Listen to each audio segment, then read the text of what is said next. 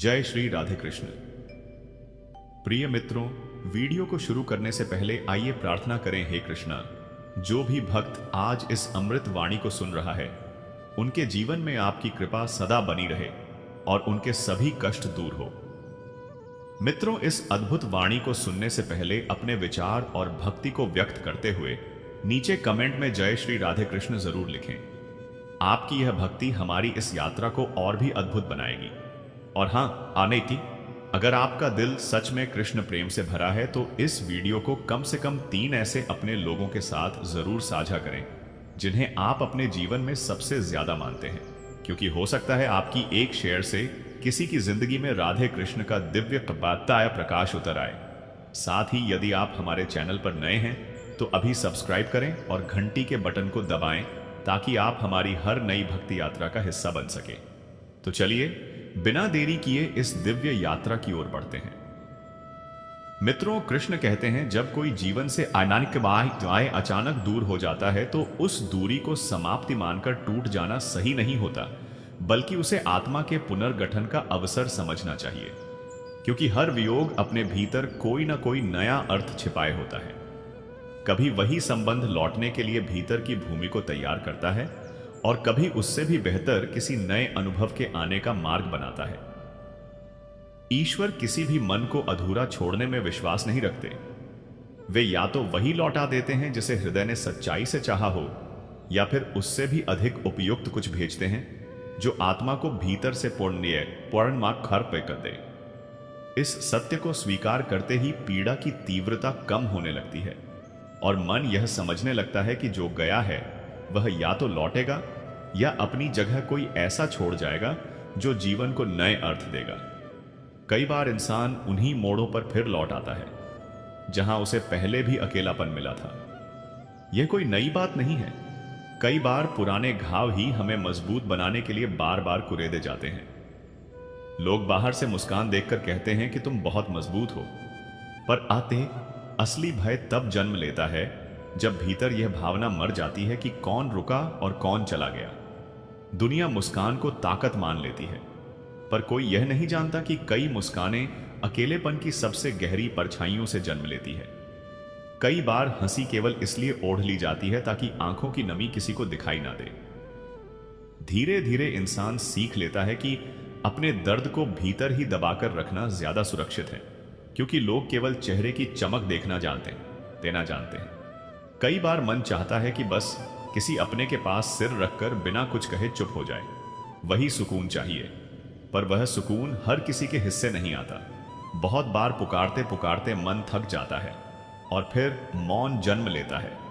ऐसा मौन जो किसी चीख से भी ज्यादा तेज होता है, पर दुर्भाग्य यह है कि उसे सुनने वाला कोई नहीं होता। जब किसी से सच्चाई कह दी जाती है तो दिल हल्का जबान जरूर होता है, पर साथ ही यह डर भी बैठ जाता है कि कहीं वही सच किसी को दूर ना कर दे। इसलिए बहुत बार गहरे भाव शब्दों तक आने से पहले ही रुक जाते हैं। मित्रों, श्री कृष्ण कहते हैं कि प्रेम में इतना भी मत डूब जाओ कि सामने वाले की बदलती दृष्टि तुम्हारी आत्मा की पीड़ा को ढक दे। रिश्तों में संतुलन अत्यंत आवश्यक है। जब समझौता केवल एक ओर से होता है तो वह संबंध नहीं बल्कि एक शांत युद्ध बन जाता है, जिसमें जीतने के बाद भी हार का स्वाद ही मिलता है। अक्सर वही लोग दूर हो जाते हैं जिनसे सबसे गहरे वादे किए गए होते हैं। जो कभी आत्मा की भाषा समझते थे वही अचानक अजनबी बन जाते हैं और तब भरोसे की नींव हिल जाती है। इंसान स्वयं को दोषी मानने लगता है। किसी की हंसी को कभी हल्के में नहीं लेना चाहिए, क्योंकि कई बार वही हंसी भीतर के आंसुओं को छिपाने का आवरण है या आवरण होती है। जब आंखों में रोने की ताकत भी थक जाती है तब इंसान मुस्कुराकर अपनी पीड़ा को ढक लेता है। ऐसे मौन को अनदेखा मत करो। कई बार चुप्पी सवाल नहीं बल्कि उन उत्तरों का रूप होती है जिन्हें बार बार कहने की कोशिश की गई हो। जब किसी को यह आदत हो जाती है कि उसे हर बार माफ कर दिया जाएगा, तो वही आदत धीरे धीरे सामने वाले को तोड़ने का साहस दे देती है। ऐसा भरोसा भीतर से खोखला कर देता है। कुछ सन्नाटे बाहर नहीं बल्कि भीतर पलते हैं और इतने गहरे होते हैं कि कोई शब्द उन्हें चीर नहीं सकता। बार बार उम्मीदें टूटने पर इंसान जीना और मुस्कुराना तो सीख लेता है, पर भरोसा करना छोड़ देता है। यही सबसे बड़ा खालीपन है। कई बार किसी के लिए इतना बदल जाते हैं कि अपनी पहचान ही धुंधली पड़ जाती है और उसके चले जाने के बाद यह एहसास होता है कि खुद को ही पीछे छोड़ आशा हो रहे थे। इसलिए प्रेम में ढलना ठीक है, पर स्वयं को मिटा देना नहीं। कुछ रिश्ते समय से नहीं बल्कि थकावट से टूटते हैं, क्योंकि लगातार एक ही तरफ से देना बहुत भारी हो जाता है।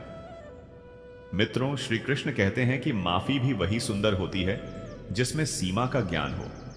बार बार अपमान सहना सहनशीलता नहीं बल्कि स्वयं से अन्याय है। अपनी चुप्पी को किसी की ताकत मत बनने दो।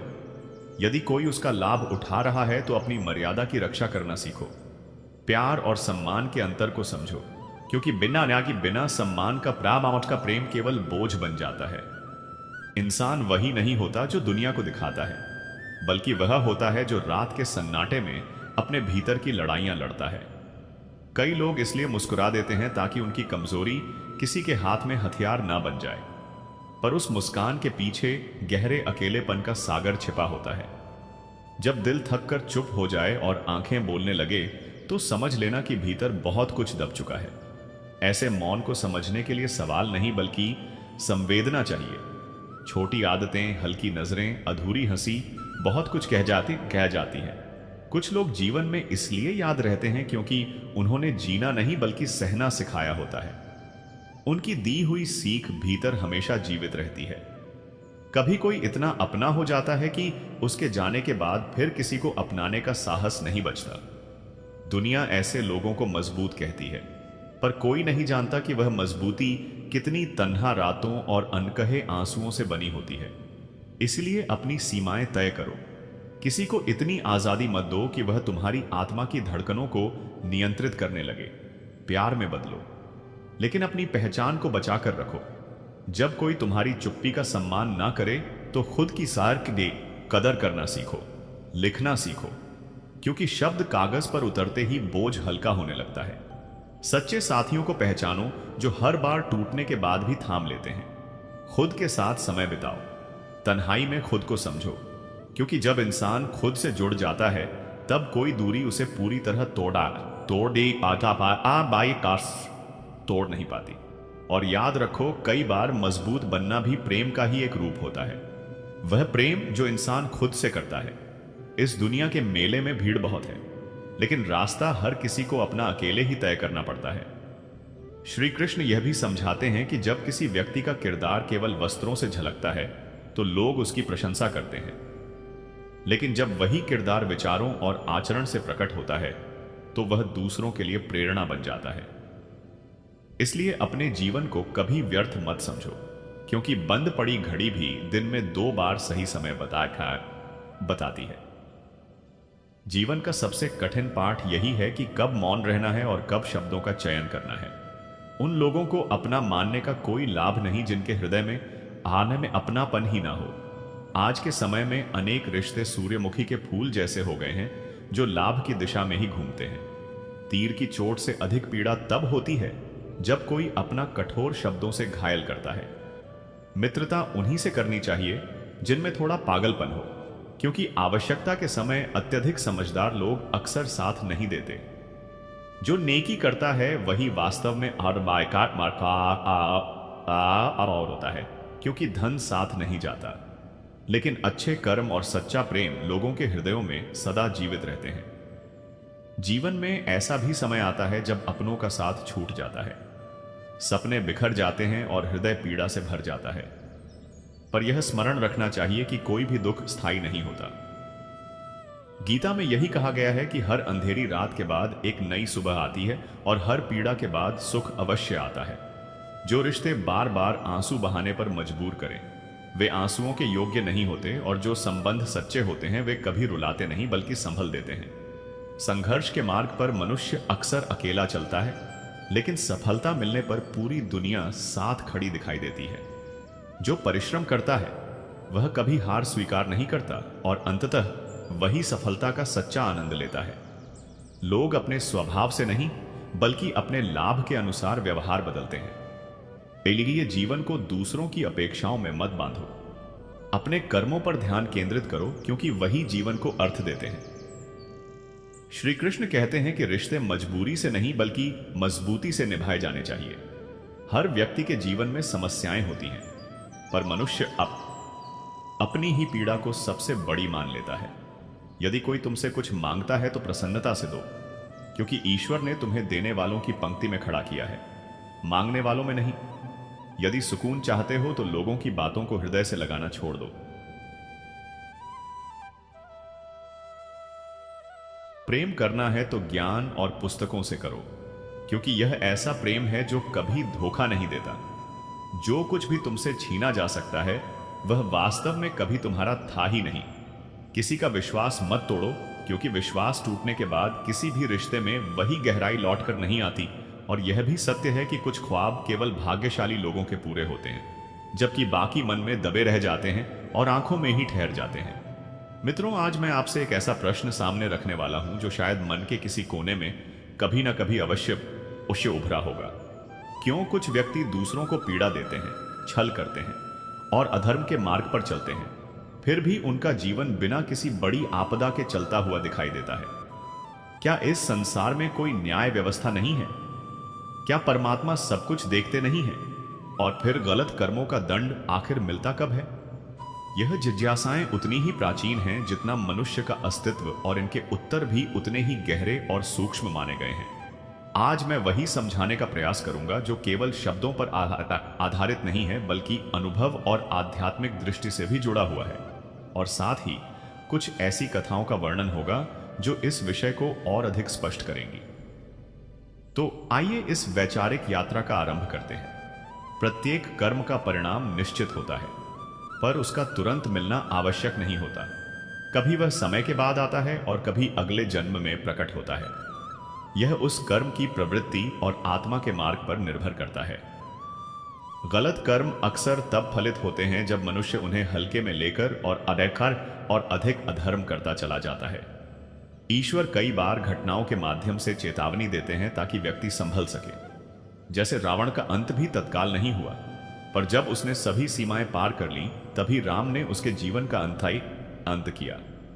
ईश्वर तब हस्तक्षेप करते हैं जब किसी के कुकर्म से सामान्य जन को असहनीय कष्ट पहुंचने लगता है। दुर्योधन के अत्याचार भी तब तक चलते रहे जब तक द्रौपदी का अपमान नहीं हुआ। वही क्षण उसके पतन की शुरुआत बना। कई बार दंड सीधे नहीं बल्कि जीवन के कष्टों के रूप में मिलता है, जैसे रोग, अपमान, विश्वासघात और मानसिक अशांति, जिनका उद्देश्य आत्मा को जागृत कर सुधार का मार्ग दिखाना होता है। यह अनुभव भीतर तक झकझोर, साहस नहीं बचता। दुनिया ऐसे लोगों को मजबूत कहती है, पर कोई नहीं जानता कि वह मजबूती कितनी तन्हा रातों और अनकहे आंसुओं से बनी होती है। इसलिए अपनी सीमाएं तय करो। किसी को इतनी आजादी मत दो कि वह तुम्हारी आत्मा की धड़कनों को नियंत्रित करने लगे। प्यार में बदलो, लेकिन अपनी पहचान को बचाकर रखो। जब कोई तुम्हारी चुप्पी का सम्मान ना करे तो खुद की कदर करना सीखो। लिखना सीखो, क्योंकि शब्द कागज पर उतरते ही बोझ हल्का होने लगता है। सच्चे साथियों को पहचानो जो हर बार टूटने के बाद भी थाम लेते हैं। खुद के साथ समय बिताओ, तन्हाई में खुद को समझो, क्योंकि जब इंसान खुद से जुड़ जाता है तब कोई दूरी उसे पूरी तरह तोड़ नहीं पाती। और याद रखो, कई बार मजबूत बनना भी प्रेम का ही एक रूप होता है। वह प्रेम जो इंसान खुद से करता है। इस दुनिया के मेले में भीड़ बहुत है, लेकिन रास्ता हर किसी को अपना अकेले ही तय करना पड़ता है। श्री कृष्ण यह भी समझाते हैं कि जब किसी व्यक्ति का किरदार केवल वस्त्रों से झलकता है तो लोग उसकी प्रशंसा करते हैं, लेकिन जब वही किरदार विचारों और आचरण से प्रकट होता है तो वह दूसरों के लिए प्रेरणा बन जाता है। इसलिए अपने जीवन को कभी व्यर्थ मत समझो, क्योंकि बंद पड़ी घड़ी भी दिन में 2 बार सही समय बताती है। जीवन का सबसे कठिन पाठ यही है कि कब मौन रहना है और कब शब्दों का चयन करना है। उन लोगों को अपना मानने का कोई लाभ नहीं जिनके हृदय में अपनापन ही ना हो। आज के समय में अनेक रिश्ते सूर्यमुखी के फूल जैसे हो गए हैं, जो लाभ की दिशा में ही घूमते हैं। तीर की चोट से अधिक पीड़ा तब होती है जब कोई अपना कठोर शब्दों से घायल करता है। मित्रता उन्हीं से करनी चाहिए जिनमें थोड़ा पागलपन हो, क्योंकि आवश्यकता के समय अत्यधिक समझदार लोग अक्सर साथ नहीं देते। जो नेकी करता है वही वास्तव में अमर होता है, क्योंकि धन साथ नहीं जाता। लेकिन अच्छे कर्म और सच्चा प्रेम लोगों के हृदयों में सदा जीवित रहते हैं। जीवन में ऐसा भी समय आता है जब अपनों का साथ छूट जाता है, सपने बिखर जाते हैं और हृदय पीड़ा से भर जाता है। पर यह स्मरण रखना चाहिए कि कोई भी दुख स्थायी नहीं होता। गीता में यही कहा गया है कि हर अंधेरी रात के बाद एक नई सुबह आती है और हर पीड़ा के बाद सुख अवश्य आता है। जो रिश्ते बार बार आंसू बहाने पर मजबूर करें वे आंसुओं के योग्य नहीं होते, और जो संबंध सच्चे होते हैं वे कभी रुलाते नहीं बल्कि संभल देते हैं। संघर्ष के मार्ग पर मनुष्य अक्सर अकेला चलता है, लेकिन सफलता मिलने पर पूरी दुनिया साथ खड़ी दिखाई देती है। जो परिश्रम करता है वह कभी हार स्वीकार नहीं करता, और अंततः वही सफलता का सच्चा आनंद लेता है। लोग अपने स्वभाव से नहीं बल्कि अपने लाभ के अनुसार व्यवहार बदलते हैं। इसलिए जीवन को दूसरों की अपेक्षाओं में मत बांधो। अपने कर्मों पर ध्यान केंद्रित करो, क्योंकि वही जीवन को अर्थ देते हैं।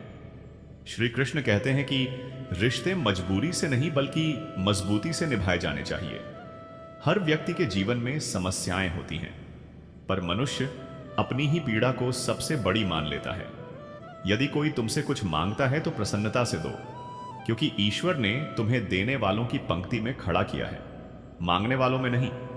यदि सुकून चाहते हो तो लोगों की बातों को हृदय से लगाना छोड़ दो। प्रेम करना है तो ज्ञान और पुस्तकों से करो, क्योंकि यह ऐसा प्रेम है जो कभी धोखा नहीं देता। जो कुछ भी तुमसे छीना जा सकता है वह वास्तव में कभी तुम्हारा था ही नहीं। किसी का विश्वास मत तोड़ो, क्योंकि विश्वास टूटने के बाद किसी भी रिश्ते में वही गहराई लौटकर नहीं आती। और यह भी सत्य है कि कुछ ख्वाब केवल भाग्यशाली लोगों के पूरे होते हैं, जबकि बाकी मन में दबे रह जाते हैं और आंखों में ही ठहर जाते हैं। मित्रों, आज मैं आपसे एक ऐसा प्रश्न सामने रखने वाला हूं जो शायद मन के किसी कोने में कभी ना कभी अवश्य उभरा होगा। क्यों कुछ व्यक्ति दूसरों को पीड़ा देते हैं, छल करते हैं और अधर्म के मार्ग पर चल आ जाए, फिर भी उनका जीवन बिना किसी बड़ी आपदा के चलता हुआ दिखाई देता है?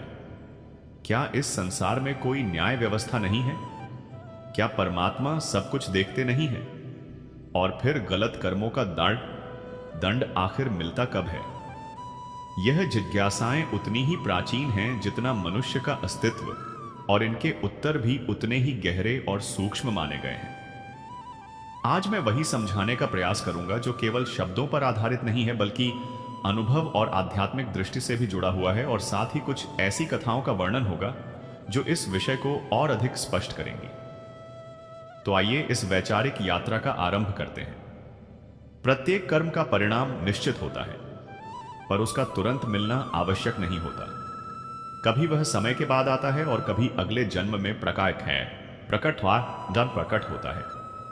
यह उस कर्म की प्रवृत्ति और आत्मा के मार्ग पर निर्भर करता है। गलत कर्म अक्सर तब फलित होते हैं जब मनुष्य उन्हें हल्के में लेकर और अधिक अधर्म करता चला जाता है। ईश्वर कई बार घटनाओं के माध्यम से चेतावनी देते हैं ताकि व्यक्ति संभल सके।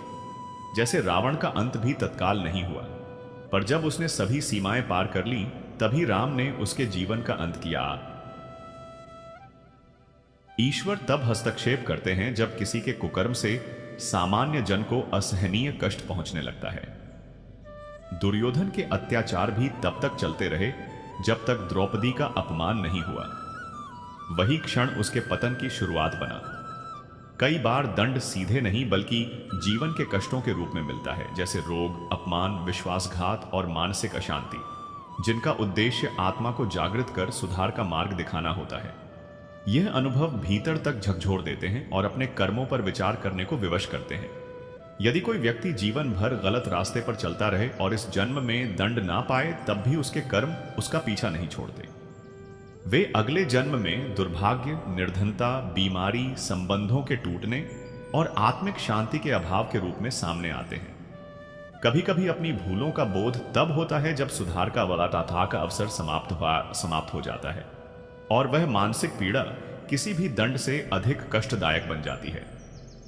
चाहे दंड आज मिले या कल, यह सृष्टि का अटल नियम है कि हर कर्म अपना फल अवश्य देता है।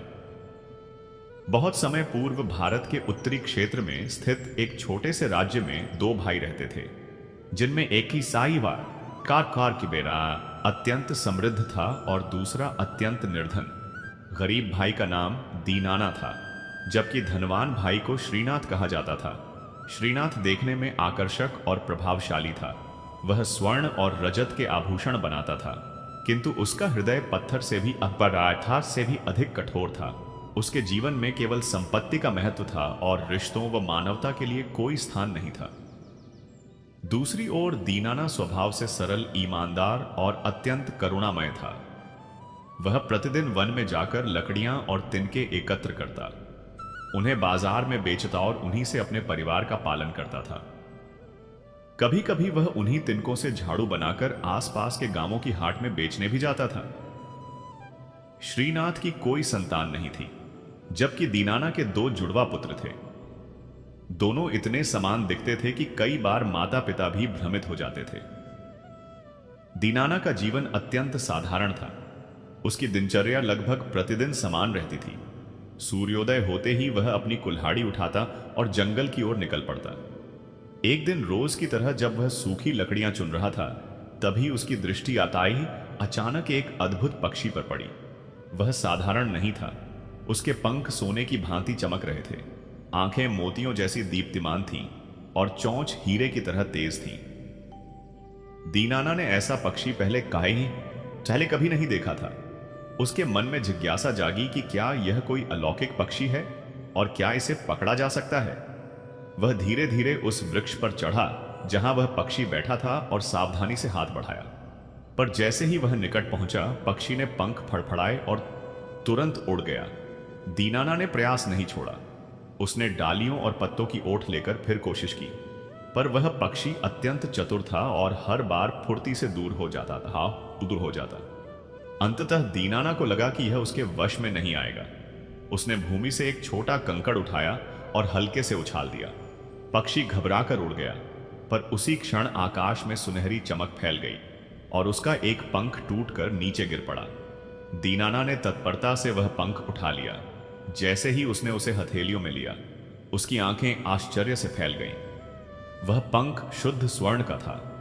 उसका हृदय तेजी से धड़कने लगा और मन में वही प्रश्न गूंजा कि क्या यह सच में कोई अलौकिक पक्षी था। वह दुविधा में था कि इस अमूल्य पंख का क्या किया जाए।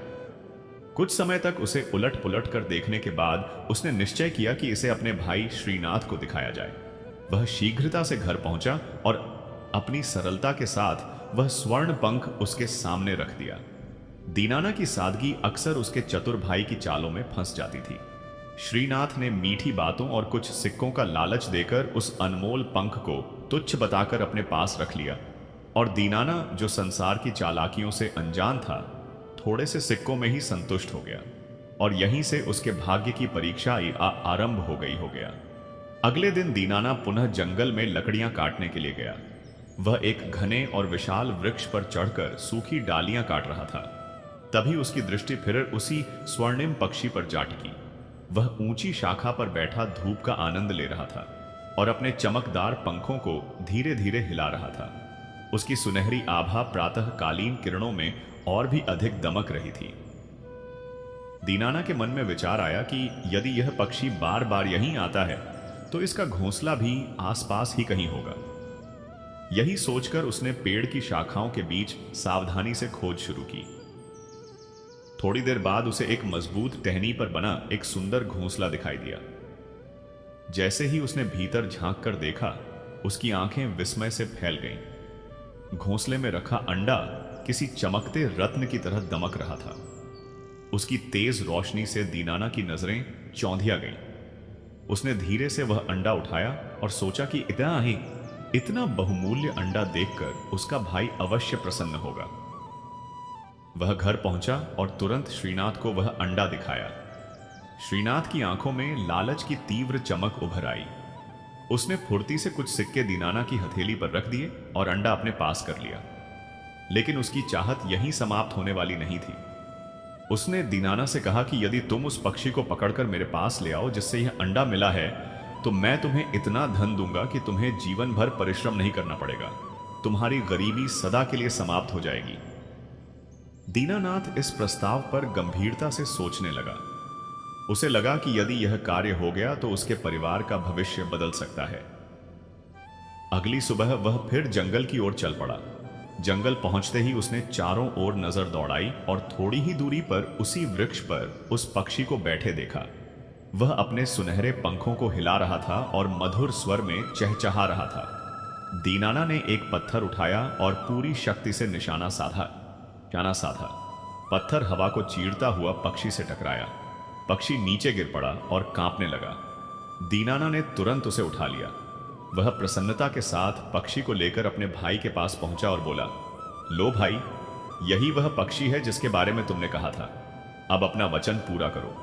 श्रीनाथ ने पक्षी को हाथ में लेकर उसकी स्वर्णिम चमक को देखा और एक चालाक मुस्कान के साथ कुछ सिक्के दीना काट सार के मागे साइहार में थमा दिए। दीनानाथ उन सिक्कों को पाकर संतुष्ट हो गया। उसने पहले कभी इतनी राशि नहीं देखी थी। वे सिक्के उसके कई महीनों के श्रम के बराबर थे और उसे लगा कि अब उसे रोजी रोटी की चिंता चारा नहीं रहेगी। पर श्रीनाथ के मन में लालसा और अधिक गहरी हो चुकी थी।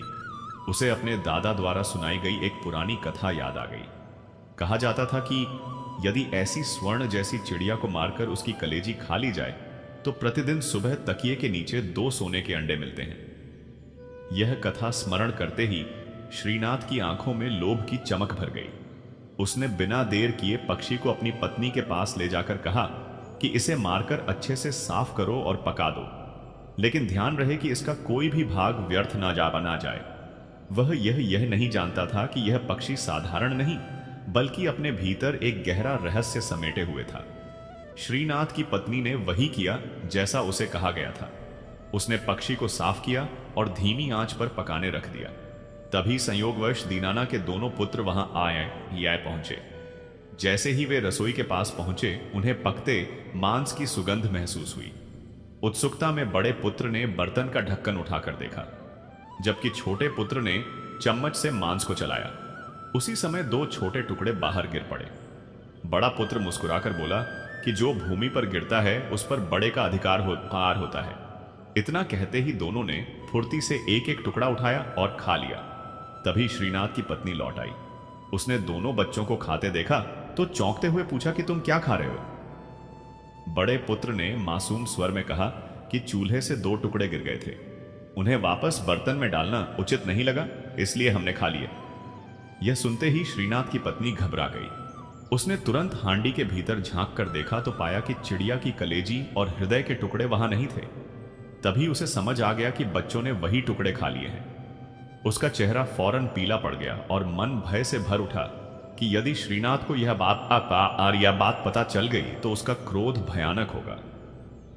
घबराहट में उसने घर में पाले गए कबूतरों में से एक को पकड़ लिया। उसे मारकर उसकी कलेजी और दिल निकाल लिए और चुपचाप चिड़िया के मांस में मिला दिए। जब भोजन तैयार हो गया तो रात के खाने में वह व्यंजन श्रीनाथ को परोसा गया। उसने बड़े स्वाद से मांस खाया और संतोष के साथ यह सोचते हुए सोने चला गया कि अब प्रत्येक सुबह उसके तकिए के नीचे सोने के अंडे मिलेंगे। किंतु जब सवेरा हुआ और उसने उत्सुकता से तकिए के नीचे हाथ डाला तो वहां कुछ भी नहीं मिला। उसकी आंखों में गहरी निराशा और उलझन उभर आई और उसे यकीन ही नहीं हो रहा था कि वह पुरानी कथा कैसे झूठी हो सकती है। दूसरी ओर दीनाना के दोनों पुत्र जब सुबह नींद से जागे तो उन्होंने अपने सिरहाने किसी वस्तु के गिरने की हल्की सी आवाज सुनी। उन्होंने झुककर देखा तो आश्चर्य से उनकी आंखें फैल गईं। वहां 2 चमकते हुए सोने के अंडे रखे थे। दोनों भाई चकित रह गए और दौड़ते हुए अपने पिता के पास पहुंचे तथा बोले, पिताजी देखिए, यह अंडे हमारे सिरहाने मिले हैं। दीनाना ने जैसे ही उन अंडों को देखा, उसकी आंखों में हैरानी और घबराहट एक साथ उमड़ पड़ी। उसने बच्चों से पूछा कि यह कहां से आए हैं, लेकिन बच्चों को स्वयं भी कुछ पता नहीं था। यही घटना अगले दिन भी घटी और फिर उसके बाद वाले दिन भी हर सुबह उनके सिरहाने 2-2 स्वर्ण अंडे मिलने लगे। दीनानाथ अब भीतर से बेचैन और भयग्रस्त होने लगा। उसे इस रहस्य का कोई अर्थ समझ में नहीं आ रहा था। डर और भ्रम की स्थिति में वह अपने धनवान भाई श्रीनाथ के पास गया और सारी बात विस्तार से बता दी।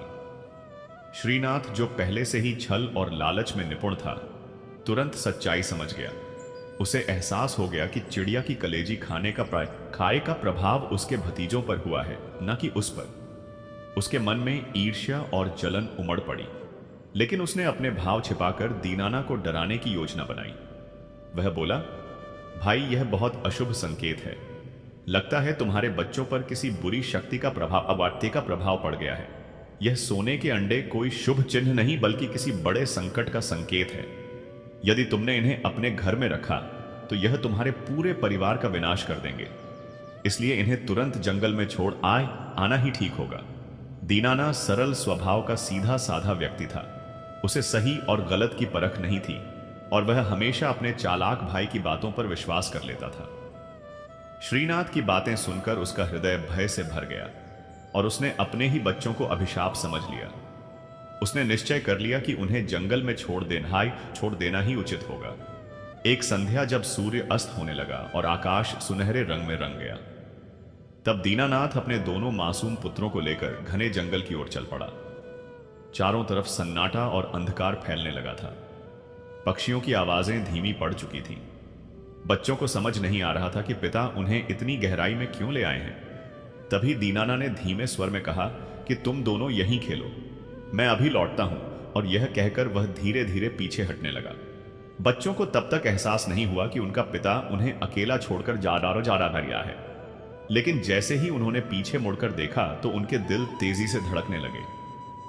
पिताजी, आप कहां जा रहे हैं? छोटे बेटे ने घबराकर पुकारा, पर दीनाना ने कोई उत्तर नहीं दिया और वह तेज कदमों से जंगल के बाहर की ओर बढ़ता चला गया। दोनों बच्चे उसके पीछे दौड़े, किंतु घने जंगल और उलझे रास्तों के कारण वे भटक गए और शीघ्र ही उनके पिता उनकी आंखों से ओझल हो गए। अब दोनों भाई जंगल के बीच बिल्कुल अकेले रह गए। कुछ पल तक वे स्तब्ध खड़े रहे। फिर जब उन्हें यकीन हो गया कि पिता लौटकर नहीं आएंगे, तो उनके भीतर डर और घबराहट की लहर दौड़ गई। अंधेरा गहराता चला गया। ठंडी हवा पेड़ों को हिलाने लगी और दूर कहीं जंगली जानवरों की आवाजें सुनाई देने लगी। दोनों भाई कांपते हुए इधर उधर भटकते रहे, पर जंगल इतना घना था कि कोई राह दिखाई नहीं दे रही थी। पूरी रात वे जंगल में भटकते रहे, रोते चिल्लाते हुए अपने पिता को पुकारते रहे, मगर कहीं से कोई उत्तर नहीं मिला और चारों ओर डरावना सन्नाटा पसरा रहा। केवल कभी कभार दूर कहीं भेड़ियों की हुआ करती आवाजें गूंज उठती थीं, जो दोनों बच्चों की आत्मा तक को कंपा देती थीं। पूरी रात जंगल में भटकने के बाद अंततः सुबह का उजाला हुआ। जब सूर्य की पहली किरणें पेड़ों की शाखाओं से छनकर धरती पर उतरी, तो उन दोनों ने उसे ठंडी राहत की तरह महसूस किया। उनकी आंखों में रात भर की थकावट, भय और निराशा साफ झलक रही थी। जंगल की ठंडी हवा अब भी बह रही थी और कहीं कहीं पक्षियों की हल्की चहचहाट सुनाई दे रही थी।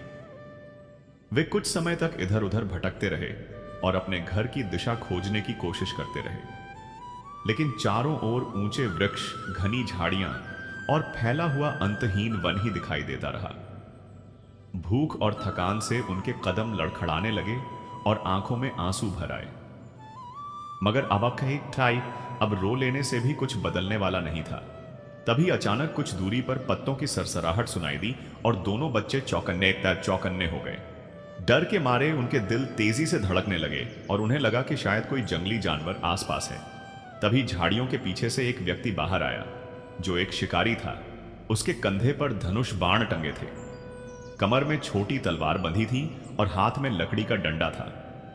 उसने बच्चों को देखा तो ठिठक गया और उनकी दशा देखकर तुरंत समझ गया कि यह बच्चे रास्ता प्रारंभ हो चुके हैं। फटे और गंदे वस्त्र, धूल से सने चेहरे और भय से भरी आंखें साफ बता रही थीं कि वे किसी बड़ी विपत्ति से गुजरे हैं। शिकारी ने कोमल स्वर में पूछा कि तुम कौन हो और इस जंगल में क्या कर रहे हो? बड़े बेटे ने हिम्मत जुटाकर कहा कि वे एक गरीब पिता दीनाना के पुत्र हैं और कुछ समय से उन्हें हर सुबह सोने का एक एक अंडा मिल रहा था। लेकिन पिता को भ्रम हो गया कि उन पर किसी बुरी शक्ति का प्रभाव है। इसी डर से उन्हें जंगल में छोड़ दिया गया। यह सुनकर शिकारी कुछ पल मौन रहा, फिर गहरी सांस लेकर बोला कि सोने के अंडे, क्या यह सच है? बच्चे पहले से ही डरे हुए थे, आहारिते, इसलिए कुछ बोल नहीं पाए। शिकारी ने उनके सिर पर हाथ फेरते हुए कहा कि भयभीत मत हो, पहले कुछ खा लो, क्योंकि भूखे पेट सही निर्णय नहीं हो पाता। दोनों बच्चे चुपचाप उसके पीछे चल पड़े। उन्हें नहीं मालूम था कि वह व्यक्ति कौन है, लेकिन उनके पास कोई और सहारा भी नहीं था। शिकारी उन्हें अपने घर ले गया और संयोगवश उसकी कोई संतान नहीं थी, इसलिए उसने दोनों भाइयों को अपने पुत्रों की तरह पाला और उन्हें शिकार करने की विद्या सिखाई। बड़े भाई का नाम उसने सुएश रखा और छोटे का नाम श्रीधर, और समय के साथ दोनों निपुण शिकारी बन गए। जंगल में उनकी ख्याति फैलने लगी और दूर दूर तक लोग उनके शिकार कौशल की चर्चा करने लगे। जब वे पूरी तरह सक्षम हो गए तो एक दिन शिकारी ने कहा कि अब तुम दोनों स्वतंत्र हो और जहां चाहो जा सकते हो। यह सुनकर दोनों भाई एक दूसरे की ओर देखने लगे, क्योंकि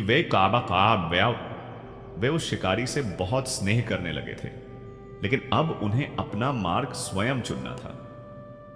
विदा होने से पहले शिकारी ने उन्हें एक चमकता हुआ चाकू दिया और समझाया कि यदि कभी तुम अलग हो जाओ तो इसे ऐसे पेड़ में गाड़ देना जहां से दो रास्ते अलग होते हो, जिससे खोया हुआ भाई पहचान सके, और यदि तुम में से किसी एक की मृत्यु हो जाए तो यह चाकू जंग खाकर काला पड़ जाएगा, लेकिन जब तक दोनों जीवित रहोगे यह चमकता रहेगा। बड़े भाई सुकेश ने वह चाकू संभाल लिया। दोनों भाइयों ने शिकारी के चरण स्पर्श किए और यात्रा पर निकल पड़े। दिन भर चलने के बाद शाम ढली तो वे एक घने जंगल में पहुंचे। बड़े पेड़ के नीचे बैठकर पोटली से भोजन निकाला और खुले आकाश के नीचे सो गए। सुबह होते ही उन्होंने फिर सफर शुरू किया, मगर जंगल से बाहर निकलना आसान नहीं था और पूरे दिन भटकने के बाद भी कोई रास्ता नहीं मिला। शाम तक वे अत्यंत थक चुके थे और भूख से व्याकुल थे। तब बड़े भाई ने कहा कि रात के भोजन के लिए कुछ शिकार करना चाहिए। छोटे भाई ने सहमति दी और दोनों ने तैयारी की। बड़े भाई ने अपनी बंदूक एक झाड़ी की ओर साधी और निशाना लगाया। तभी झाड़ी में हलचल हुई और एक खरगोश तेजी से बाहर निकला। छोटे भाई ने तुरंत दूसरा निशाना लगाया, लेकिन गोली उसे हल्के से छूती हुई निकल गई और वह घायल होकर गिर पड़ा। जब दोनों भाई उसके पास पहुंचे तो वह कराहते हुए बोला कि हे साहसी शिकारी, यदि तुम मुझे छोड़ दोगे तो मैं तुम्हें 2 खरगोश लाकर दूंगा। दोनों भाइयों ने एक दूसरे की ओर देखा और थोड़ी सोच विचार के बाद उस घायल खरगोश पर भरोसा कर लिया और उसे जाने दिया। कुछ ही देर में वह झाड़ियों के पीछे से वापस लौटा और इस बार उसके साथ 2 छोटे छोटे खरगोश थे। बिल्कुल सफेद और मुलायम रुई जैसे उनके शरीर थे। उनकी चमकदार लाल आंखें मासूम भाव से चारों ओर देख रही थीं, जिसे देखकर दोनों शिकारी भाइयों का हृदय पिघल गया और उन्हें मारने का विचार मन से निकल गया। वे इतने प्यारे लग रहे थे कि दोनों भाइयों ने उन्हें धीरे से अपनी गोद में उठा लिया। उनके नन्हें पंजे भाइयों की हथेलियों में हल्की चुभन पैदा कर रहे थे, मानो कोई शरारती बच्चा खेल रहा हो। तभी बड़ा खरगोश अपने अगले दोनों पंजे जोड़कर खड़ा हो गया, जैसे कृतज्ञता प्रकट कर रहा हो। दोनों भाइयों ने मुस्कुराते हुए उसे मुक्त कर दिया। कुछ समय बीता और भूख ने फिर से परेशान करना शुरू कर दिया। हालांकि उन्होंने रास्ते में कुछ जंगली फल खाए थे, पर वे पेट भरने के लिए पर्याप्त नहीं थे। इस बार उन्होंने निश्चय किया कि अब किसी बड़े जानवर का शिकार करना आवश्यक है। उसी क्षण सामने से एक लोमड़ी गुजरती दिखाई दी, जिसकी चमकती नारंगी खाल सूर्य की रोशनी में दमक रही थी। उसकी लंबी घनी पूंछ और आंखों की चतुर चमक ध्यान खींच रही थी। छोटे भाई ने तुरंत बंदूक उठाकर निशाना साध लिया। गोली चलने ही वाली थी कि लोमड़ी ठहर गई और चालाक दृष्टि से शिकारी को देखते हुए शांत स्वर में बोली कि यदि उसे छोड़ दिया जाए तो वह बदले में 2 लोमड़ी के बच्चे ला देगी। दोनों भाई फिर विचार में पड़ गए। यह घटना भी पहले जैसी ही थी। अंत में उन्होंने उस पर विश्वास किया और उसे जाने दिया। लोमड़ी फुर्ती से झाड़ियों में विलीन हो गई। कुछ ही पलों बाद पत्तों की सरसराहट के साथ वह 2 नन्हे लोमड़ी के बच्चों को लेकर लौट आई। वे अपने छोटे छोटे पंजों पर लड़खड़ाते हुए चल रहे थे और उनकी मासूम आंखों में अनजान संसार का अचरज भरा था। शिकारी भाइयों का मन द्रवित हो गया और उन्होंने उन नन्हे श्रावकों को भी अपने पास रख लिया, लेकिन भूख अब और तीव्र हो चुकी थी। इस बार दोनों भाइयों ने ठान लिया कि अब जो भी जानवर सामने आएगा उसे छोड़ा नहीं जाएगा। तभी झाड़ियों के पीछे से एक भेड़िया बाहर निकला। उसकी हल्के भूरे रंग की खाल चमक रही थी। चाल शांत थी पर आंखें पूरी तरह सतर्क थीं। बड़े भाई ने तुरंत बंदूक तान दी, लेकिन तभी भेड़िया करुण स्वर में बोला कि यदि उसे जीवित छोड़ दिया जाए तो वह 2 भेड़िए के बच्चों को ले आएगा। यह तीसरी बार था जब किसी जानवर ने जीवन की भीख मांगी थी। दोनों भाई फिर से सोच में डूब गए और अंततः उन्होंने एक बार फिर जीवन दान देने का निर्णय लिया। भेदिया जंगल में गुम हो गया और थोड़ी ही देर में 2 छोटे भेड़ियों को लेकर वापस लौटा। उनकी आंखों में जिज्ञासा भरी थी और उनकी मासूमियत हृदय को छू रही थी। अब दोनों शिकारी भाइयों के पास खरगोश, लोमड़ी और भेड़िए के नन्हे शावक थे, जिन्हें उन्होंने स्नेहपूर्वक अपनी गोद में संभाल लिया। घने जंगल के बीच से गुजरते हुए दोनों भाई अपनी ही सोच में डूबे हुए थे। ठंडी हवा उनके चेहरे को स्पर्श कर रही थी और दूर पक्षियों की चहचहाट गूंज रही थी। तभी अचानक सामने एक विशाल भालू प्रकट हुआ। उसका बड़ा शरीर और गहरे भूरे रंग के रोएं धूप में चमक रहे थे। शिकारी सतर्क हो गए और बंदूक संभाल ली, किंतु भालू घबराया नहीं, बल्कि ठहरकर भारी स्वर में बोला कि यदि उसे जीवित छोड़ा जाए तो वह बदले में 2 छोटे भालू के बच्चे ले आएगा जो उनकी रक्षा भी कर सकते हैं। दोनों भाइयों ने एक दूसरे की ओर देखा। अब तक जितने भी जानवर मिले थे सभी ने जीवन के बदले कुछ देने का वादा किया था। कुछ क्षण सोचने के बाद उन्होंने सहमति में सिर हिला दिया, हाथ से हिला दिया। भालू जंगल में ओझल हो गया और थोड़ी देर बाद 2 गोलमटोल भालू के बच्चों के साथ लौट आया, जिनकी नन्ही आंखें चमक रही थीं और वे धीरे धीरे उछल कूद कर रहे थे और दोनों शिकारी उन्हें देखकर आश्चर्य से मुस्कुरा रहे थे। शिकारी भाइयों को वे अत्यंत स्नेहिल प्रतीत हुए, इसलिए उन्होंने उन्हें भी अपने संग रख लिया। इस प्रकार अब उनके साथ खरगोश, लोमड़ी, भेदिए और भालू के शावक थे। वे धीरे धीरे आगे की ओर बढ़ चले, किंतु अभी वे थोड़ी ही दूरी तय कर पाए थे कि सहसा उनके सामने एक विशाल शेर आकर खड़ा हो गया। उसकी दमकती सुनहरी काया और पैनी दृष्टि भय का कारण बन रही थी। शिकारी ने तनिक भी घबराए बिना अपनी बंदूक उठा ली, परंतु जैसे ही उसने निशाना साधा, शेर ने दहाड़ते हुए कहा, यदि तुम मुझे जीवन दान दे दो तो मैं तुम्हारे लिए 2 शेर के बच्चे ले आऊंगा। दोनों भाई आश्चर्यचकित रह गए। आज वन में विचित्र घटनाएं घट रही थीं। अब तक उनके पास आए सभी प्राणियों ने पहले ही जीवन की भीख मांगी थी। उन्होंने फिर से सहमति प्रकट की और शेर क्षण भर में झाड़ियों के बीच ओझल हो गया। कुछ समय पश्चात वह 2 छोटे शेर के श्रावकों के साथ वापस लौटा। वे अपनी नन्ही पूंछें हिलाते हुए धीरे धीरे आगे बढ़ रहे थे। शिकारी भाइयों को उनकी निश्चलता देखकर करुणा आ गई और उन्होंने उन्हें भी अपने साथ रख लिया। अब उनके पास खरगोश, लोमड़ी, भेड़िए, भालू और शेर के बच्चे हो चुके थे, परंतु कठिनाई यह थी कि वे स्वयं भूखे थे। कई घड़ियां बीत चुकी थीं और अब भूख असह्य होने लगी थी। उन्होंने लोमड़ियों की ओर दृष्टि डालते हुए कहा, तुम्हें जंगल की सबसे चतुर प्राणी माना जाता है। रास्तों और शिकार का सर्वाधिक ज्ञान तुम्हें ही होता है। यदि कोई उपाय सूझे तो शीघ्र बताओ। दोनों लोमड़ियों ने आपस में धीमी आवाज में चर्चा की। इसके पश्चात उन्होंने शिकारियों की ओर देखकर कहा, यहां से थोड़ी दूरी पर एक गांव स्थित है। हमारे माता पिता वहीं से प्रायः मुर्गियां लाया करते थे। हम तुम्हें वहां तक ले चलेंगे। तुम गांव के बाहर प्रतीक्षा करना, हम तुम्हारे लिए 2 मुर्गियां पकड़ लाएंगे। दोनों भाइयों को यह सुझाव उपयुक्त लगा। वे लोमड़ियों के पीछे पीछे गांव की दिशा में चल पड़े। थोड़ी ही देर में वे गांव के समीप पहुंच गए। गांव की रोशनियां टिमटिमा रही थीं और कहीं कहीं से लोगों की बातचीत की ध्वनियां सुनाई दे रही थीं। शिकारी गांव के बाहर रुक गए और दोनों लोमड़ियां चुपचाप गांव के भीतर प्रवेश कर गई।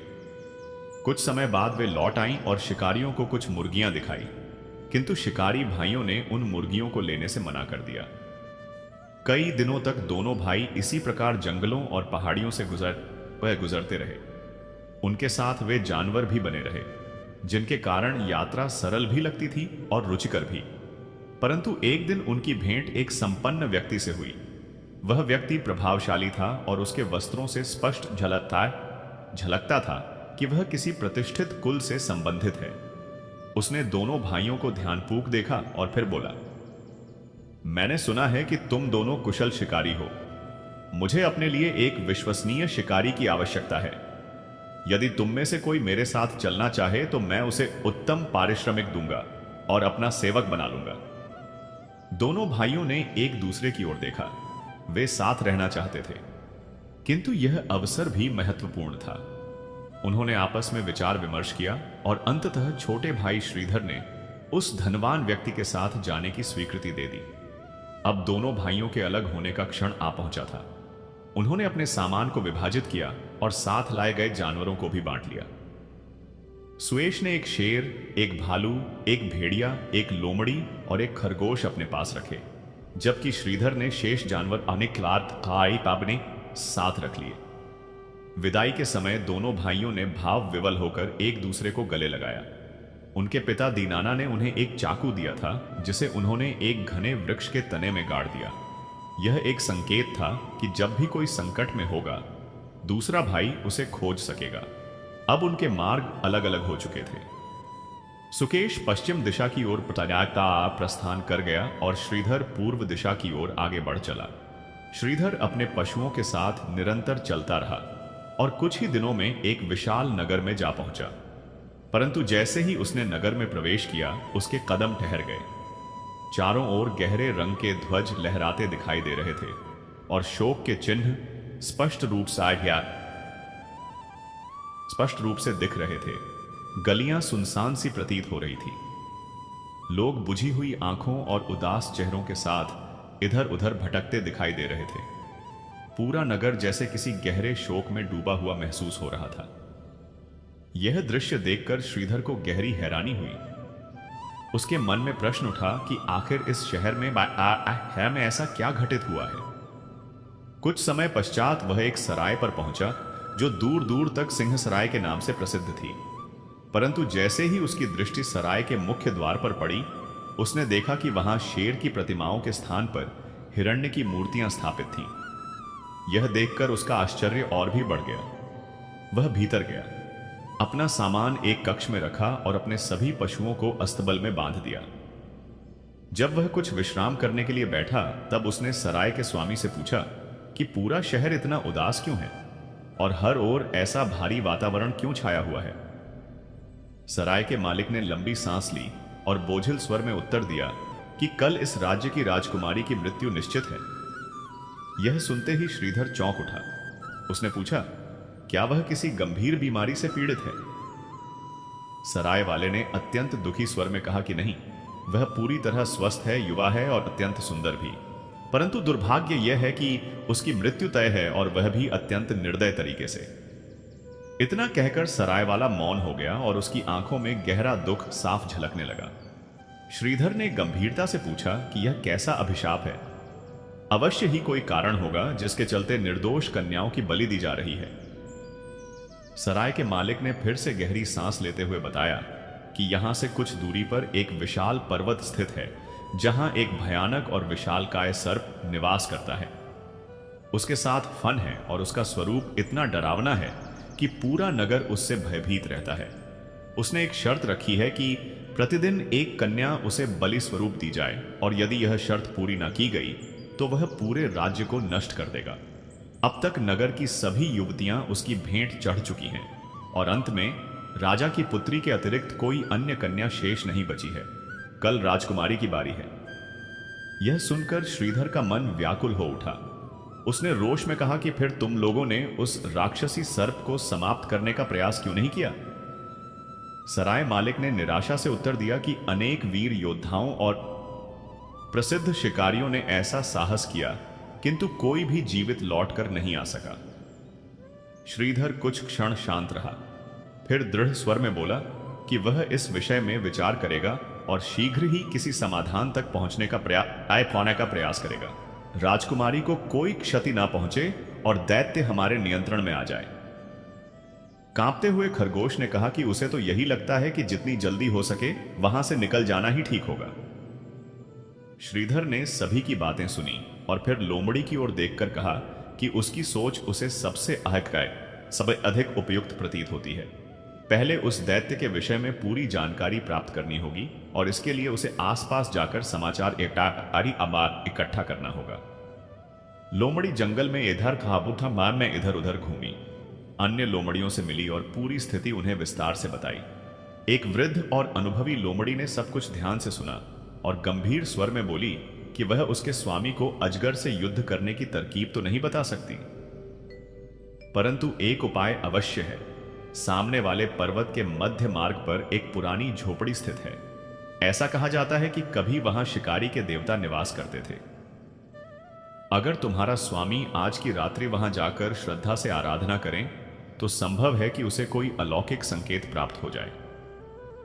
यह बात सुनते ही लोमड़ी बिना समय गवाए लौट आई और श्रीधर को सारी जानकारी विस्तार से बता दी। साथ ही उस समझदार लोमड़ी द्वारा सुझाए गए उपाय को भी स्पष्ट किया। श्रीधर ने एक क्षण की देरी किए बिना निश्चय कर लिया। संध्या होते ही उसने अपने सभी पशुओं को तैयार किया और किसी को बताए बिना पर्वत की दिशा में आगे बढ़ गया। धीरे धीरे अंधकार छाने लगा था। ठंडी हवाएं पहाड़ों से टकराकर वातावरण में एक रहस्यमय सन्नाटा घोल रही थी। दूर से ही पहाड़ एक एक काली छाया के समान प्रतीत हो रहा था। आधे मार्ग पर उसे वहीं झोपड़ी दिखाई दी। वह जजर अत्यंत प्राचीन और रहस्य से भरी हुई थी, मानो युगों से वहां किसी के कदम न पड़े हो। श्रीधर भीतर गया और अपने पशुओं के साथ वहीं ठहर गया। उसने पूरी रात जागकर देवता की आराधना की। अत्यधिक थकावट के कारण वह एक कोने में लेट गया और गहरी निद्रा में चला गया। तभी उसे एक दिव्य स्वप्न दिखाई दिया। स्वप्न में एक देवता प्रकट हुए जो तेजस्वी प्रकाश से आच्छादित थे। उन्होंने गंभीर स्वर में कहा कि श्रीधर, प्रातः जब तुम जागोगे तो इस झोपड़ी में तुम्हें 3 प्याले प्राप्त होंगे। उन प्यालों में दिव्य पेय भरा होगा। यदि तुम उन तीनों प्यालों का सेवन कर लोगे तो तुम इस संसार के सबसे बलवान व्यक्ति बन जाओगे। इसके पश्चात झोपड़ी के बाहर पड़ा विशाल पत्थर तुम सहजता से उठा सकोगे। उस पत्थर के नीचे एक विशेष तलवार छिपी होगी जो साधारण नहीं बल्कि उस दैत्याकार अजगर के 7 सिरों को काटने के लिए ही निर्मित की गई है। श्रीधर अचानक चौंक कर उठ बैठा। उसे रात की घटना किसी स्वप्न जैसी लगी, किंतु जब उसने चारों ओर देखा तो विस्मित रह गया। वास्तव में उसके सामने 3 प्याले रखे हुए थे जिनमें दिव्य पेय भरा था। उसके मन में देवता के वचन गूंज उठे और उसने बिना एक पल गवाए तीनों प्यालों को एक ही सांस में पी लिया। उन 3 प्यालों का सेवन करते ही श्रीधर के शरीर में अद्भुत शक्ति का संचार होने लगा। उसे ऐसा प्रतीत हुआ मानो समस्त संसार की ऊर्जा उसमें समा गई हो। उसकी मांसपेशियां लोहे की तरह दृढ़ हो गईं और उसके भीतर एक नया आत्मविश्वास जाग उठा। इसके बाद वह झोपड़ी से बाहर निकला। उसकी दृष्टि एक विशाल पत्थर पर पड़ी जो अत्यंत भारी जान पड़ रहा था। उसे देखकर श्रीधर कुछ क्षण विचार में पड़ गया। फिर उसने शेर और रीछ को बुलाया और कहा कि आओ, इस पत्थर को उठाने का प्रयास करो। पहले शेर ने पूरी शक्ति लगाई किंतु पत्थर तनिक भी नहीं हिला। फिर रीछ ने भरसक प्रयास किया परंतु परिणाम वही रहा। दोनों ने मिलकर भी अपनी सारी ताकत झोंक दी पर पत्थर अपनी जगह से टस से मस न हुआ। तब श्रीधर मुस्कुराया और बोला कि अब मेरी बारी है। उसने आगे बढ़कर अपने हाथ लगाए और उस भारी पत्थर को अत्यंत सरलता से उठा लिया, मानो वह रुई से बना हो। पूरे उत्साह के साथ उसने पत्थर को दूर फेंक दिया। पत्थर हटते ही उसके नीचे एक चमचमाती तलवार दिखाई दी। वह कोई साधारण तलवार नहीं थी, लगभग 4 फुट लंबी, मजबूत और तीक्ष्ण। उसका भार लगभग 2.25 किलो था, किंतु श्रीधर को वह बहुत हल्की प्रतीत हो रही थी। उसी समय राजकुमारी अपने मंत्री के साथ पर्वत की चोटी की ओर बढ़ रही थी। उनके चेहरों पर भय और चिंता स्पष्ट दिखाई दे रही थी। जब वे झोपड़ी के समीप पहुंचे तो मंत्री ने चारों ओर दृष्टि दौड़ाई और फिर राजा को सूचना देने के लिए लौट गया कि राजकुमारी पर्वत पर पहुंच चुकी है। श्रीधर ने दूर से आती हुई राजकुमारी को देखा। वह उसकी ओर बढ़ा और अपने पशुओं को भी आगे आने का संकेत दिया।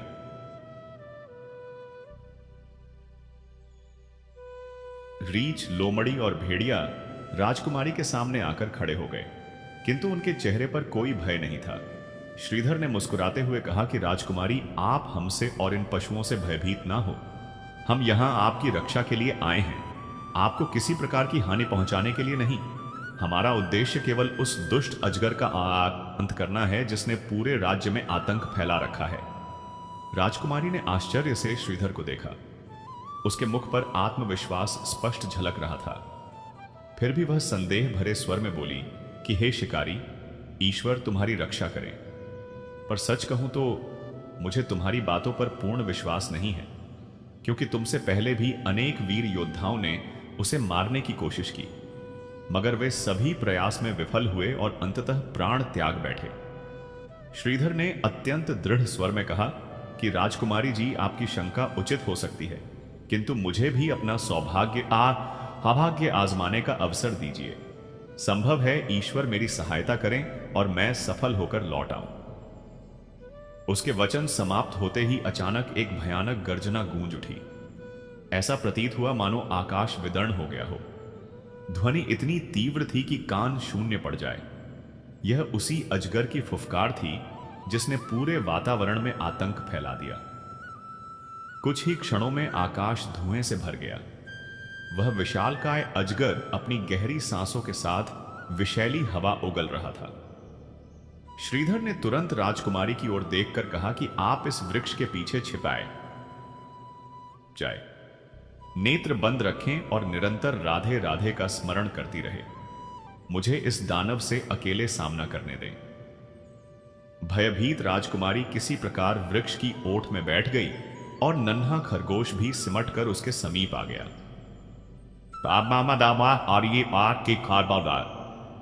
तेरा रीछ, भेदिया और लोमड़ी अपने स्वामी के साथ डटकर खड़े हो गए, मानो इस युद्ध में सहभागी बनने को तत्पर हो। तभी वह विकराल अजगर आगे बढ़ा, जिसकी लंबाई 40 से 50 फीट से कम न थी।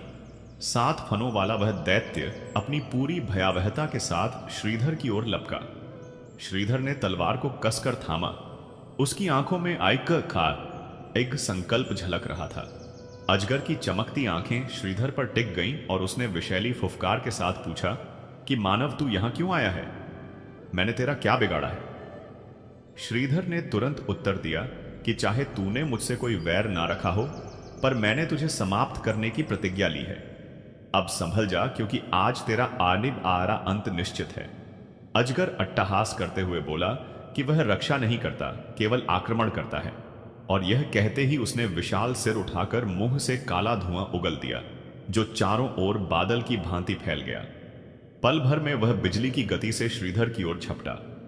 क्षणिक भय के बाद श्रीधर ने स्वयं को संभाला, समस्त शक्ति एकत्र कर तलवार से प्रहार किया और देखते ही देखते अजगर का एक सिर धड़ से अलग हो गया। अजगर की चीख से धरती कांप उठी, पर उसने हार ना मानी और पुनः आक्रमण किया। किंतु इस बार भी तलवार बिजली समान चमकी और दूसरा सिर कट कर दूर जा गिरा। तीसरी बार उसने पूरी शक्ति से झपट्टा मारा, पर श्रीधर की कुशलता के आगे उसका तीसरा सिर भी अलग हो गया। अब अजगर गंभीर रूप से घायल था। उसके शेष सिर डगमगा रहे थे और उनमें पहले जैसी सामर्थ्य ना बची थी। अंततः श्रीधर ने तलवार उठाकर बची हुई गर्दनों पर अंतिम प्रहार किए और कुछ ही क्षणों में अजगर के सभी सिर धरती पर आने आ गिरे। विशाल शरीर लुढ़क कर शांत हो गया। श्रीधर ने गहरी सांस ली और तुरंत राजकुमारी की ओर दौड़ा। वहां पहुंचकर उसने देखा कि वह अचेत अवस्था में पड़ी थी, संभवतः उस भीषण दृश्य और गर्जना को सह न सकी थी। श्रीधर ने समीप के झरने से शीतल जल लाकर उसके मुख पर छींटे मारे। कुछ ही पलों में उसकी आंखें खुलीं और वह हड़बड़ाकर चारों ओर देखने लगी। श्रीधर मुस्कुराया और बोला कि अब किसी भय की आवश्यकता नहीं, वह दुष्ट अजगर समाप्त हो चुका है और आप पूर्णतः सुरक्षित हैं। यह सुनते ही राजकुमारी ने पहले ईश्वर को धन्यवाद दिया और फिर श्रीधर से कहा कि मेरे पिता मुझे जीवित देखकर अत्यंत प्रसन्न होंगे और उन्होंने वचन दिया है कि जो भी इस अजगर को परास्त करेगा वही मेरा नावर होगा।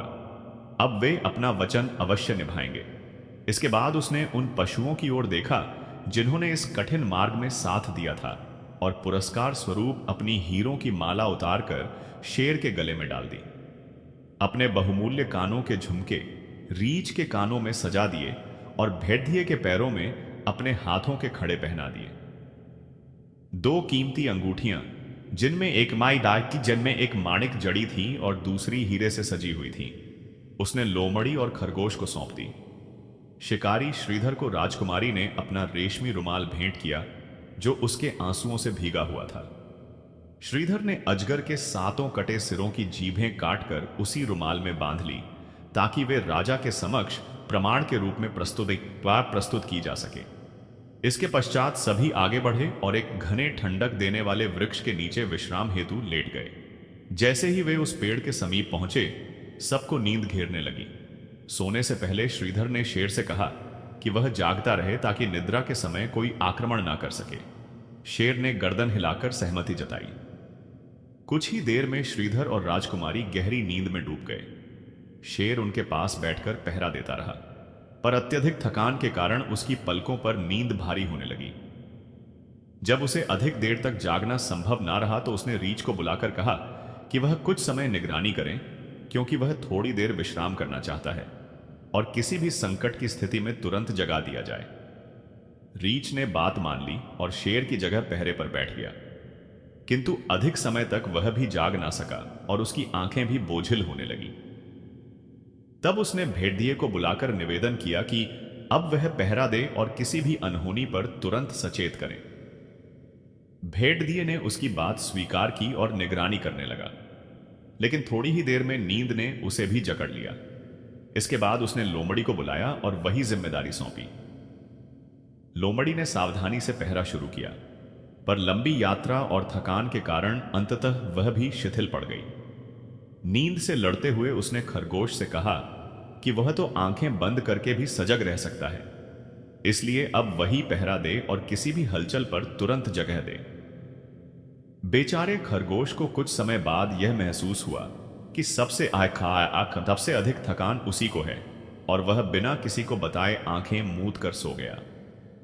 अब श्रीधर, राजकुमारी, शेर, रीछ, भेड़िया, लोमड़ी और खरगोश सभी गहरी निद्रा में लीन हो चुके थे। उधर वह मंत्री जो राजकुमारी के साथ आया था वापस लौट चुका था। पहले उसे तेज आवाजें सुनाई दी थी, पर कुछ समय बाद चारों ओर पूर्ण शांति छा गई, या जो अजगर की प्रकृति के विपरीत थी। वह जानता था कि यदि अजगर जीवित होता तो उसकी भयानक गर्जनाएं अब भी सुनाई देती। सच्चाई जानने के लिए वह तेजी से पहाड़ी की ओर दौड़ा और ऊपर चढ़ गया। चोटी पर पहुंचते ही जो दृश्य उसने देखा उससे वह स्तब्ध रह गया। अजगर के कटे हुए सिर चारों ओर बिखरे पड़े थे और थोड़ी दूरी पर श्रीधर, राजकुमारी तथा सभी पशु एक घने वृक्ष के नीचे गहरी नींद में सो रहे थे। किंतु मंत्री का मन दुष्ट था और उसी क्षण उसके भीतर एक कपटपूर्ण योजना ने जन्म ले लिया। उसने सोचा कि यदि इस विजय का श्रेय वह स्वयं ले ले तो राजा उसे सम्मान देगा और संभव है कि राजकुमारी का विवाह भी उसी से हो जाए, पर इसके लिए श्रीधर को सदा के लिए रास्ते से हटाना आवश्यक था।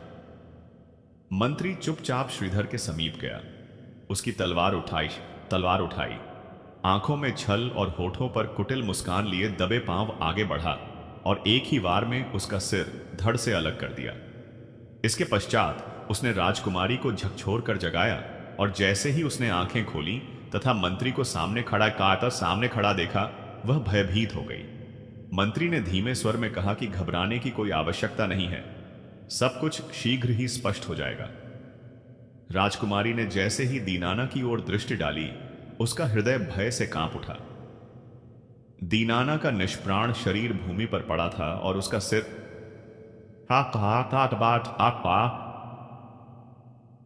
धार से अलग दूर जा गिरा था।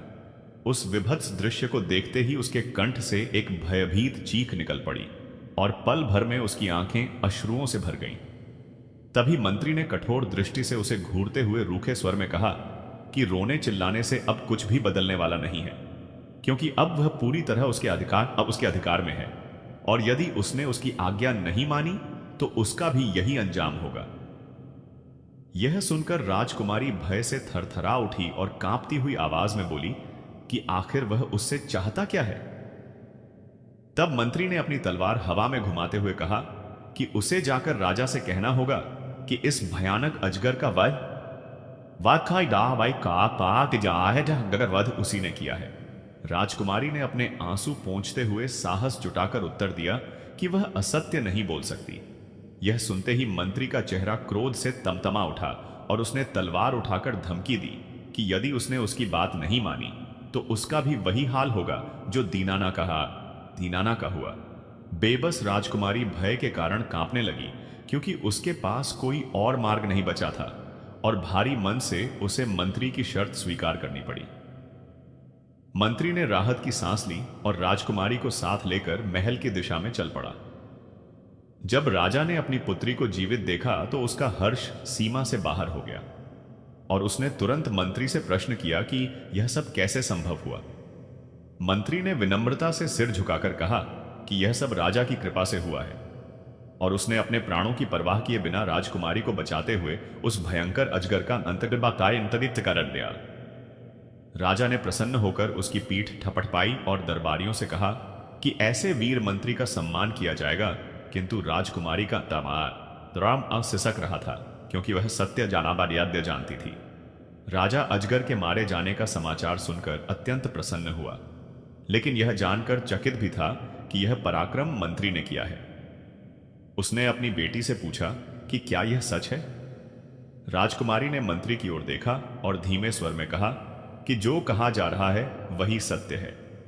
इसके पश्चात मंत्री ने राजा को उसके दिए गए वचन की याद दिलाई, जो उसने अपनी बेटी के विवाह को लेकर किया था।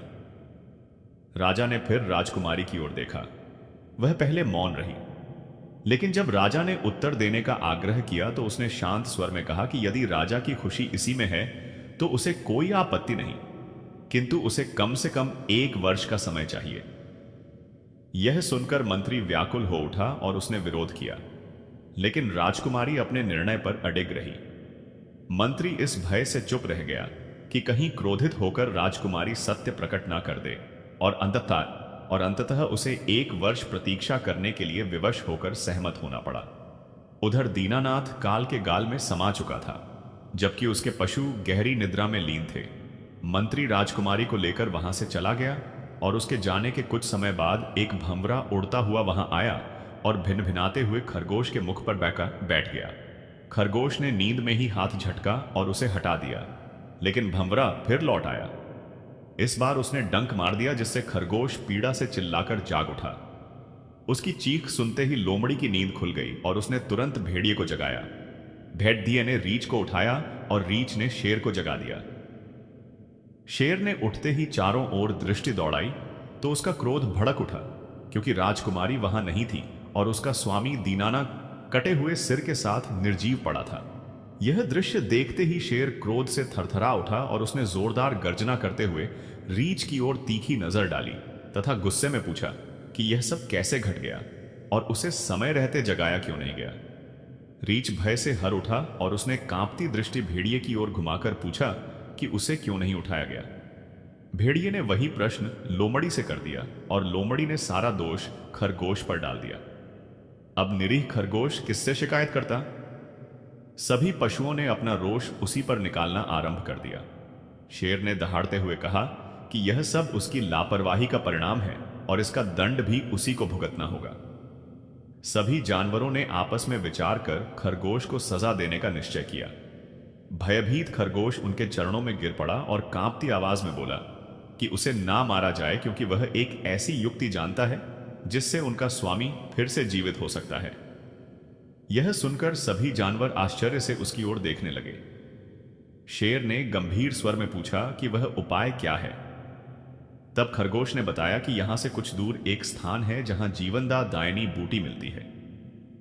यदि उस बूटी को किसी घायल के घाव पर रख दिया जाए तो वह तुरंत भर जाता है, और यदि किसी मृत व्यक्ति के कटे हुए अंगों को जोड़कर उस बूटी का प्रयोग किया जाए तो वह पुनः जीवित हो सकता है। शेर की आंखों में आशा की किरण चमक उठी और उसने तुरंत पूछा कि वह स्थान कितनी दूरी पर है। खरगोश ने विनम्रता से कहा कि लगभग 200 मील दूर है। शेर ने अपने तेज दांत दिखाते हुए चेतावनी दी कि उसके पास 24 घंटे का समय है और उसी अवधि में बूटी लानी होगी, अन्यथा परिणाम भोगने के लिए तैयार रहना होगा। यह सुनकर खरगोश घबरा गया, लेकिन साहस बटोरकर तुरंत वहां से चल पड़ा। अभी 24 घंटे भी पूरे नहीं हुए थे कि वह जीवनदायिनी बूटी को जड़ समेत उखाड़कर अपने मुंह में दबाए वापस लौट आया। सभी जानवरों की आंखों में आशा झलकने लगी। शेर ने बूटी लेकर रीछ से कहा कि वह स्वामी के कटे हुए सिर को शरीर से जोड़ दे और स्वयं उसे मजबूती से थाम लिया। उसने खरगोश को लोमड़ी के कंधे पर चढ़ने कोखा ताकि वह घाव पर बूटी लगा सके।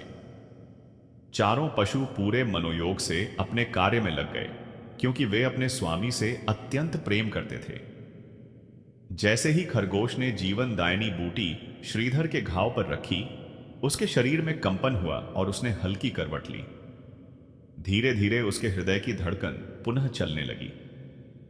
कुछ ही क्षणों बाद श्रीधर ने गहरी सांस ली और अचानक आंखें खोलते हुए उठ बैठा। अपने स्वामी को जीवित देखकर सभी जानवर आनंद से उछल पड़े और प्रसन्न होकर चारों ओर घूमने लगे। शेर ने आगे बढ़कर श्रीधर को सहारा दिया और शांत स्वर में पूछा कि वह कैसा अनुभव कर रहे हैं। श्रीधर ने धीरे से सिर हिलाया और अपने चारों निष्ठावान साथियों को देखा, फिर गंभीर होकर पूछा कि राजकुमारी कहां है। शेर ने बिना कुछ छुपाए पूरी घटना विस्तार से सुना दी कि किस प्रकार उनके प्रेम और निष्ठा से उसे नया जीवन मिला, किंतु राजकुमारी के विषय में वह कोई जानकारी ना दे सका।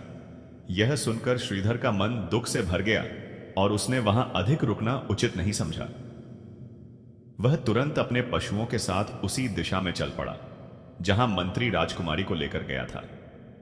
मार्ग में जहां जहां श्रीधर जाता, लोग उसे मदारी समझकर उसके पीछे चल पड़ते और उसके पशुओं का अनोखा स्वरूप देखकर चकित रह जाते। शेर के गले में हीरों की माला झिलमिला रही थी, रीछ के कानों में चमकदार कुंडल थे, भेड़िए के पैरों में चांदी के कड़े सजे थे और लोमड़ी तथा खरगोश की उंगलियों में रत्न झड़ी अंगूठियां थीं। मित्रों, श्री कृष्ण कहते हैं कि जिसका भी साथ दो उसे खुलकर दो, क्योंकि आधे मन से निभाया गया साथ लोगों की दृष्टि में विरोध नहीं बल्कि गद्दारी कहलाता है। पर यह स्मरण रखना कि जो सत्य के मार्ग पर चलता है वह संसार से नहीं डरता। कई बार दोष सामने वाले का नहीं होता बल्कि हमारी ही समझ अधूरी होती है। वे करुणा से बात कर रहे होते हैं और हम उसे प्रेम मान बैठते हैं। यही इस संसार का सत्य है, जहां भावनाओं का मूल्य हर कोई नहीं समझ पाता। फिर भी धैर्य रखो, क्योंकि जीवन के अंतिम पन्ने का इंतजार करना चाहिए। कहा जाता है कि अंत में सब ठीक हो जाता है, इसलिए जो आज अधूरा प्रतीत हो रहा है वह समय आने पर स्वयं सुलझ जाएगा। किसी भी व्यक्ति को अपने जीवन का केंद्र मत बनाओ, क्योंकि जब वह बदलता है तो घृणा उससे नहीं बल्कि प्रश्न स्वयं से होने लगते हैं। अपनी राय केवल इसलिए मत बदलो कि सामने वाला गया है, और किसी को इतना महत्व भी मत दो कि उसकी उपेक्षा तुम्हारी मुस्कान छीन ले। शब्दों में अद्भुत शक्ति होती है। कड़वे बोलने वाले का शहद भी नहीं बिकता और मधुर वाणी वाले की तीखी मिर्च भी स्वीकार की जाती है। इसलिए सत्य बोलो, पर उसे प्रेम और मिठास के साथ रखो। जो व्यक्ति जितना शांत रहता है वह अपनी मर्यादा को उतना ही सुरक्षित रखता है, क्योंकि कम बोलने वाला अपमान से बचा रहता है और अधिक बोलने वाला अक्सर अपने ही शब्दों में उलझ जाता है। अनगिनत रातों से संघर्ष करने के बाद वह एक रात आती है जिसे लोग अचानक की सफलता कह देते हैं, पर उन्हें यह नहीं दिखता कि उस उजाले के पीछे कितनी अंधेरी रातों की साधना छुपी होती है। असफल लोगों के साथ बैठना सीखो, क्योंकि उनके पास अहंकार नहीं अनुभव होता है, और अनुभव से सीखने वाला मनुष्य पुस्तकों से नहीं बल्कि अपनी ठोकरों से परिपक्व बनता है। स्वयं को बार बार स्पष्ट करना छोड़ दो, क्योंकि जो सही है वह तुम्हारी कमियों को भी स्वीकार करेगा, और जो हर क्षण सफाई मांगता है वह तुम्हें समझने योग्य ही नहीं है। श्री कृष्ण यह भी कहते हैं कि भाई के साथ राम विजय हुए और बिना भाई के रावण पराजित हुआ। इसलिए परिस्थितियां जैसी भी हो, सच्चे रिश्तों का साथ कभी मत छोड़ो और अपने लोगों को जीवन भर सहेज कर रखो। जीवन